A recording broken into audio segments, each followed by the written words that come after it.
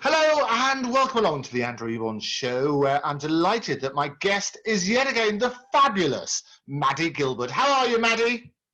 I am good. I'm getting in the groove of this. I'm becoming more productive.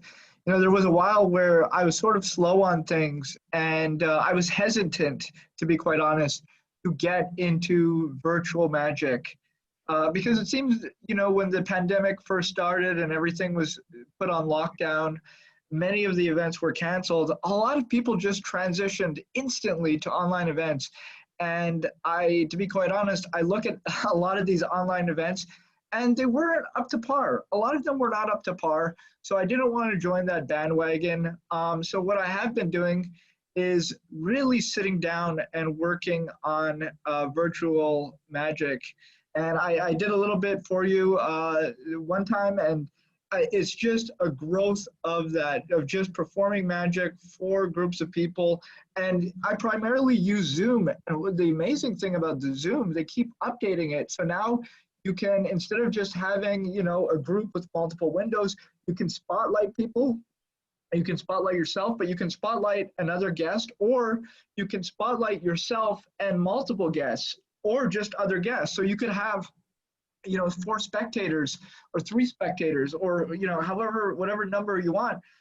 You want 5 spectators. You put 5 spectators spotlighted on screen and you're interacting with all of them, and it just makes it more alive. And so for me, it's just been a process of really figuring out how to put that material together and how to put that experience together, because I really had a problem seeing a lot of the magic that I was seeing done virtually. It was just so boring to me, and I didn't want to do that. So I've been working on it, and I'm hoping to launch a online show soon. I've been doing some online shows for my clients, but it's not something that I very much have advertised.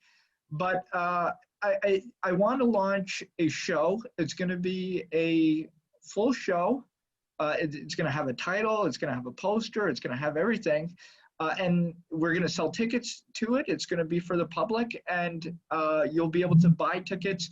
I don't know how often the show is going to happen, but the whole goal is to share magic with people no matter where they are in the world. They can, buy a ticket, come to the show, and have that experience of magic that's really been tailor designed for these platforms. So that's what I've been working on. It's sort of like a secret, not a secret, but I've just been keeping it under wraps. You've been keeping it under wraps until we could announce it on the Andrew Eborn Show. That's what happened. So the announcement is here. We can tell the world.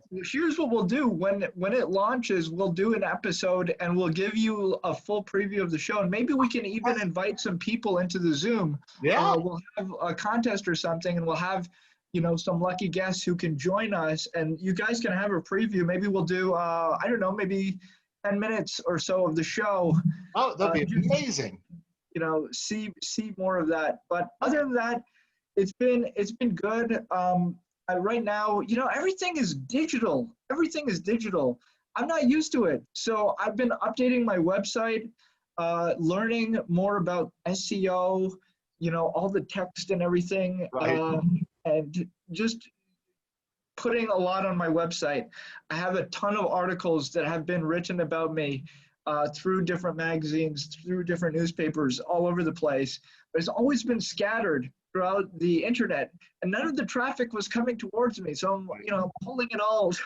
I'm slowly compiling it all and pulling it and putting it on my website. So if you go to the news section of my website, maddythemagician.com/news, you can see all these articles and videos and different stuff where otherwise you'd really have to do that's the great thing about it. That's the great thing about it, Madhi, as well, is that you've been adapting to the new medium. And I think what happens is a lot of people do the same old stuff they've always done, but they don't really present to the camera.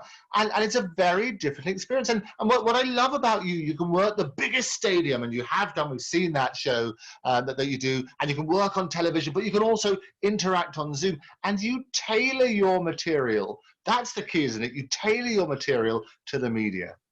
It really has to be. It really has to be. I've done magic over the radio, and when I did magic over the radio, people were calling into the station. Radio, you're just putting it out. You don't really have that feedback live. People call into the station. Oh my goodness, the magic's working. One guy came to my show with his family, and he told me, I was just listening to the radio program, and you came on. I had no idea about magic, magicians. I had never seen a magic show.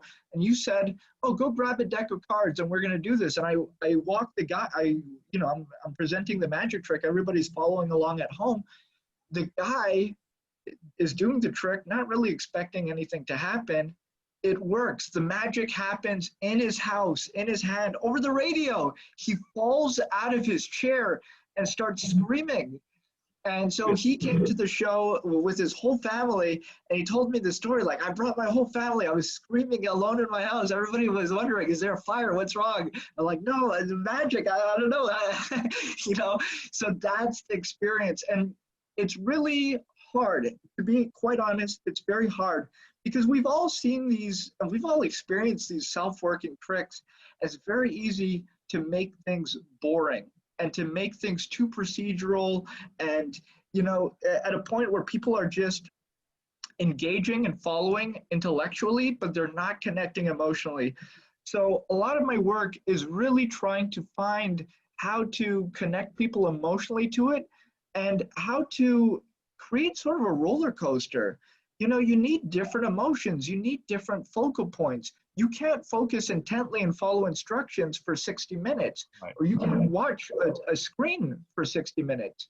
Maybe, even in a micro conversation, you're talking, I'm talking, we're not always staring at each other in the eyes. Maybe you're talking and I'm listening and maybe I'll turn my head and nod and, I'll be listening to what you're saying, but I sort of go into my own mind for a second. And this is just, a human thing. So it's really just trying to understand all these things and use it to create a show for people. And you're absolutely right, Madhi. And this is a lesson. And I think what's happened, it really has, we say, sort of separated that we from the chaff. Cream rises to the top. There are those who have done this very, very well in these extraordinary situations. And there are those who really, you're getting people doing card tricks, you get their midriff and all that sort of stuff. And it just doesn't work. But the key to it, and the key to any performance, is engaging with your audience. And it's right, it's a conversation. And it doesn't matter what you do from a magic point of view, it's how you make people feel. And just like the guy who was listening to your radio show, that moment of magic that you created just with the power of your voice and talking them through it was sensational. And people should remember those moments when they're performing, shouldn't they? Yes, and it goes beyond that. I've seen a lot of people focus on the production of what they're doing. And they almost have like a CNN production crew when they're working. They have a chyron on the bottom. The text is moving on the bottom of the screen. They have, different windows popping up and, people with multiple camera setups and everything. And I've seen quite a few magic shows online now. And I really got to the point where I said, what are they trying to do and what's actually happening? And I know for myself, when I really fall in love with a story, a movie, a book, or engaged with a story that somebody's telling, it has very little to do with the production quality, very little to do.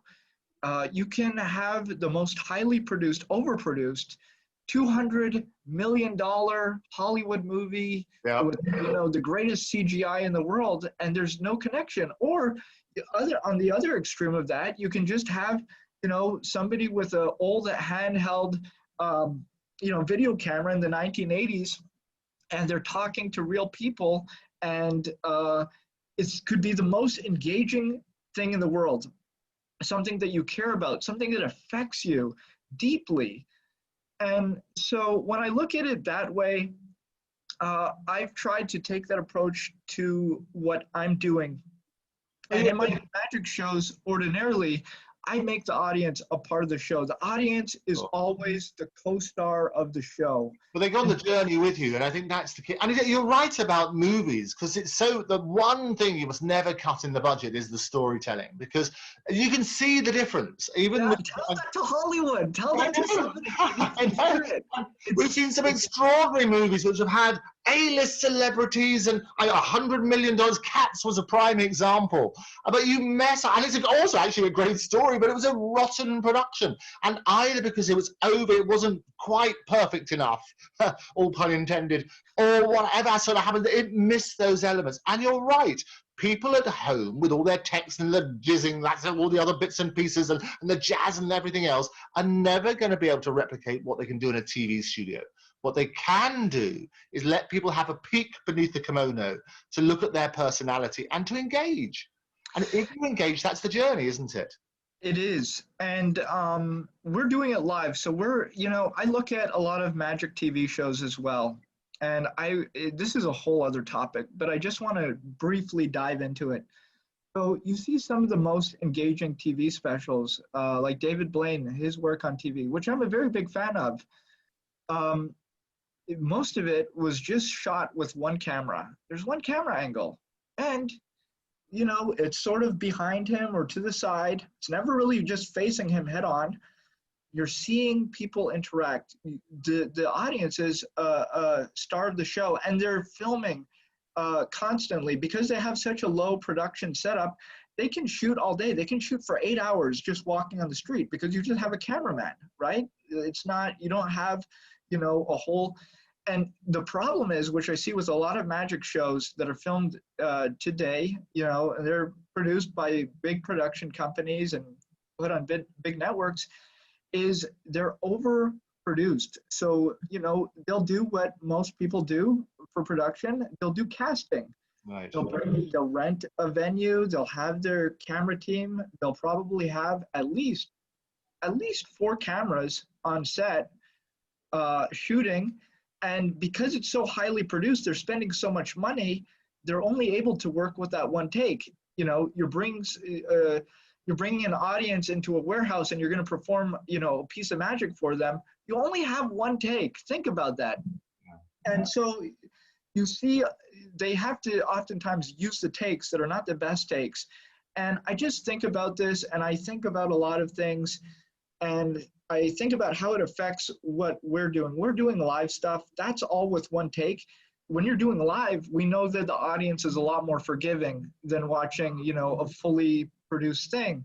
But again, what you are creating through a virtual show, through a live show, that is never going to be, I think, in my opinion, a great end product. If you were to, in Zoom, we can record. You were recording right now. Yeah. If you were to just record your Zoom show, and you had 100 people in the Zoom show live, it's amazing. And those 100 people had a great time during the show. It's very hard for them to just take that recording and send it to their friends, and for their friends to have the same level of enjoyment. And we have to think about why that is. It's not because of the resolution. It's not because of, all these tech things. It's because of the participation. It's because of the engagement. It's because of the connection. Yeah.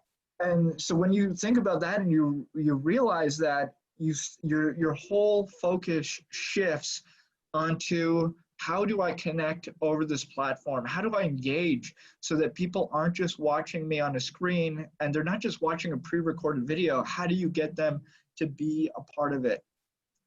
You're absolutely right. And I think that's the thing, is it's also the jeopardy when somebody's there and they're live, they can almost influence the event because they're part of it, aren't they? And it's that participation that does it. Rather than being a spectator, you're actually a participant. And that is where you're engaged in the content. That's where you're engaged in the storytelling. And that's where it actually touches people in an emotional way. People love to see reality. When I do my show, let's say we're doing a run at a theater or something like that, and I'm doing multiple shows a day, or shows, one night after the other. Oftentimes I'll have friends and other people come see multiple shows. Maybe they'll come see 2 shows in one day. You know, it's a good friend of mine that they come to the town, they watch the matinee show and then they watch the evening show, and we talk about it. And one of the things that I've heard that people love is how my shows are different, how every single show is different, even though I'm doing the exact same tricks. And I would say a lot of that is I'm choosing different audience members, and they are really, our interaction is really setting the tone, whether that piece of magic is going to be funny, whether it's going to be serious. The way they react is going to change the tone of every single piece of magic. So there's a lot at play, and a lot of magicians, I think, just script their show as if they were performing in front of a TV screen. And then they just go out in front of the audience and they're just talking. And somebody will say a funny line or laugh, or there will be a weird thing that happens. And they sort of freeze, they look at it, they hear it, and then they go back. They go back to the script, you know? And it's like, you know, I understand it. I understand having that psychological pressure. You're trying to get through the show. But for me, I really enjoy, I'm okay with getting off track. I don't care, because I know that that reality of somebody coming into the show and becoming a part of it is so much more entertaining than any script that I have. Absolutely. And the great thing as well, Matt, is that people can tell. They can tell when people are doing so often tired old lines. And and some people don't even make the effort to come up with their own lines. They will get a particular prop, and it comes with a routine, and they'll verbatim say what that routine is. And I think you're absolutely right. The biggest prop that you have is your live audience. And if you can interact with them and you can work in the moment, it keeps the material fresh for you. But everybody has a great experience and a unique experience every time they come and see you. And they know that it's real. You know, it's the difference in between watching a cop chase in a movie where you sort of know how it's going to unfold. Bad guy's going to get into a car. The police is going to get into a car. They're going to drive around for a few minutes. There might be a few jumps, a few explosions, and then the good guy's going to catch up and, you know, arrest the bad guy. Compare that, which is entertaining, you know, highly produced, some of them are amazing, you know, some movies, but you compare that to an episode of Cops where you know it's real. Yeah. It's reality TV, and the police is talking to somebody, and then all of a sudden the person just gets, you know, hits the gas and starts driving off, and you see the police and they're like, oh man, and they get into the car and you're like, oh, what's gonna happen? What's gonna happen? This is crazy. Like, this is real. You know, and we know that this is fascinating to people.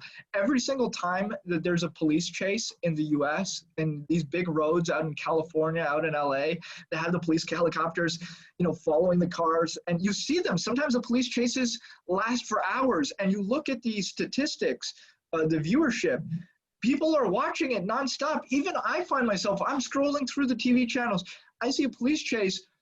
Sometimes I end up on it for an hour.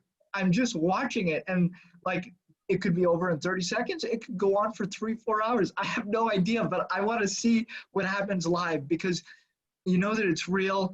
Maybe they're going to cut off the feed. Maybe something bad's going to happen.